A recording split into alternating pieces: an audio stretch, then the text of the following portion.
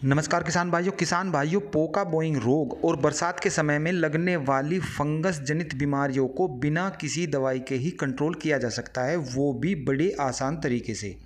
बस इस गणित को समझना ज़रूरी है कि रोग लगता कैसे है और फिर आप उसे कंट्रोल भी बड़ी आसानी से कर लोगे।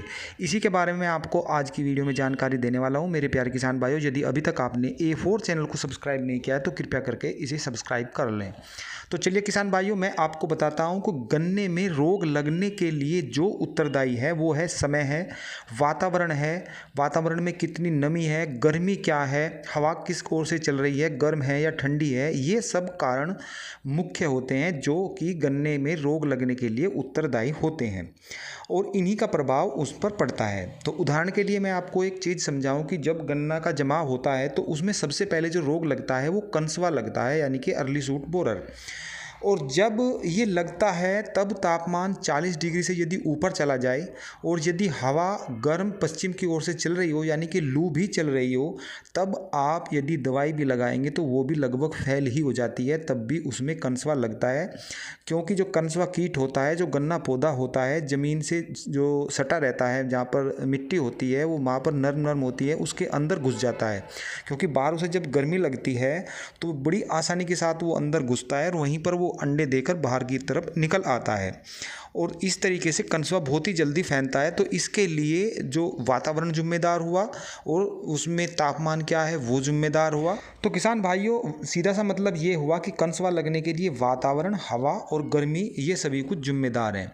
अब मैं आपको यही उदाहरण बताता हूँ कि जो पोका बोइंग रोग है वो फंगस जनित बीमारी है। तो ये लगती कब है?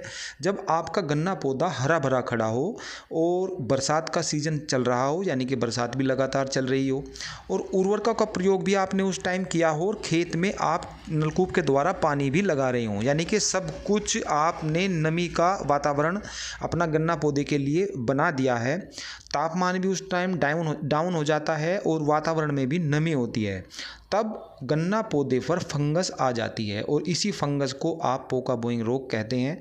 तो ये फंगस जनित बीमारी होती है, ये किसी कीड़े से नहीं लगती और इसे आप सवाल आता है कि बिना दवाई के कैसे ठीक किया जा सकता है। तो इसका आप ये समझें कि जब बरसात रुक जाए और तेज़ धूप निकले तब आप इसमें नलकूप से थोड़ा लेट पानी दीजिए, यानी कि अपनी फसल को थोड़ा सूखने दीजिए।